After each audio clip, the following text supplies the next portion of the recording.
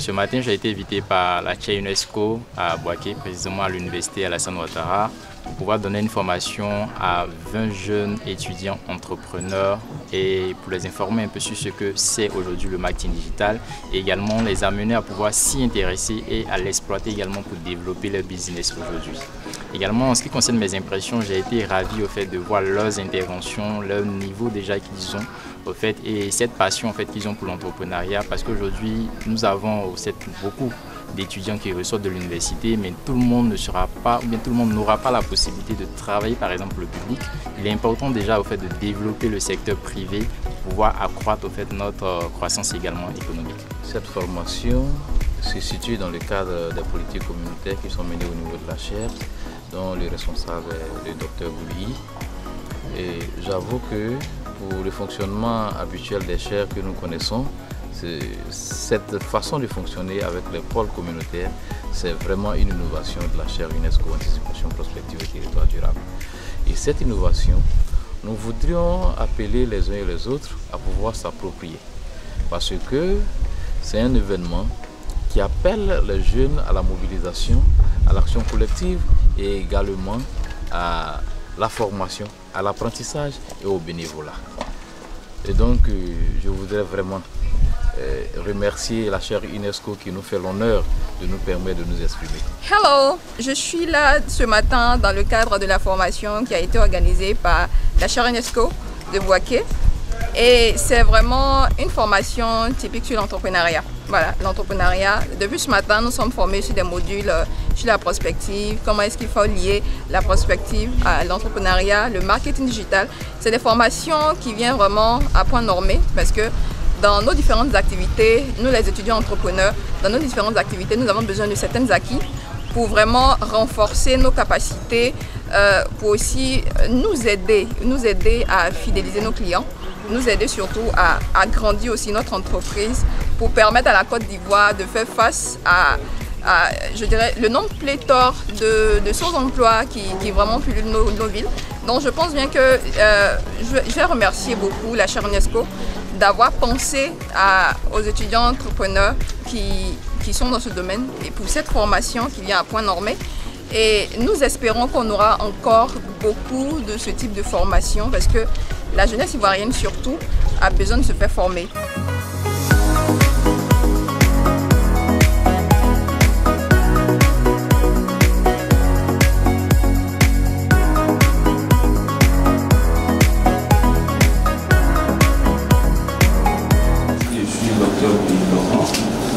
Chargé du pôle politique communautaire, la chaire UNESCO Anticipation, Prospective et Territoire Durable.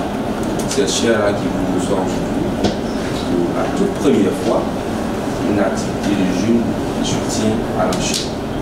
Et ce, à l'occasion des GLCE. Qu'est-ce que les GLCE?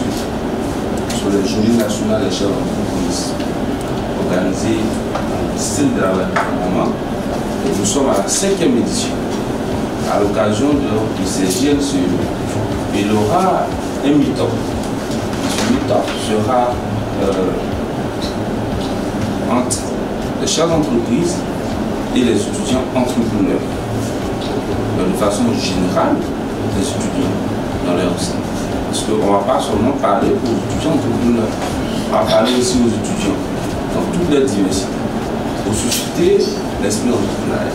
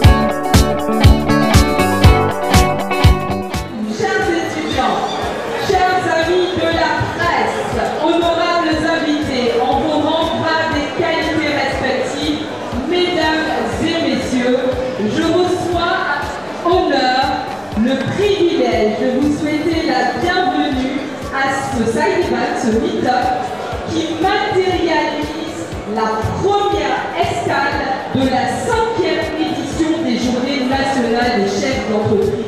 Monsieur le ministre gouverneur du district autonome de la vallée du Benjamin, honorable monsieur le député de Boaké, monsieur le maire de la commune de Boaké, honorables invités en vos rangs, grades et qualités respectifs, mesdames et messieurs.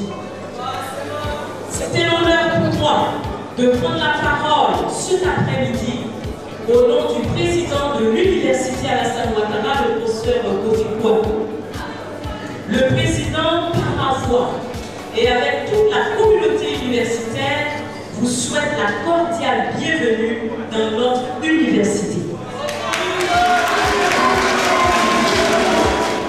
Madame la vice-présidente de l'Université Alassane Ouattara de Boaké, honorable Emma Fofana, député de Boaké, monsieur Nicolas Guibault, maire de la commune de Boaké, madame Nadine Blanc, commissaire général des Journées nationales des chefs d'entreprise de Côte d'Ivoire, que nous avons grand plaisir à accueillir, monsieur Stanislas Zézé, PDG de Bloomfield Investment Corporation, monsieur Jean-Luc Conan, PDG du groupe Profina, honorables invités, mesdames et messieurs, tous en vos rangs, grades et qualités, tout protocole respecté.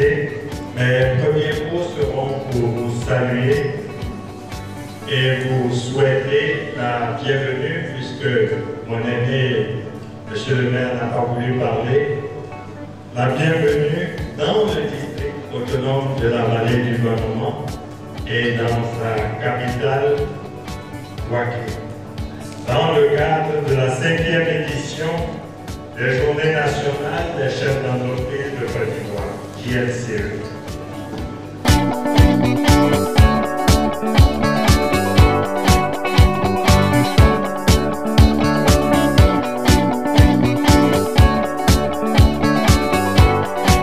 Que vous décidez de faire une carrière, que ce soit dans l'administration ou dans une entreprise privée, vous devez avoir l'état d'esprit d'un chef ou d'une chef d'entreprise.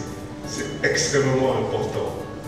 L'état d'esprit d'un chef ou d'une chef d'entreprise, c'est ce qui permet de réussir. Parce qu'un chef d'entreprise ou une chef d'entreprise sont des champions.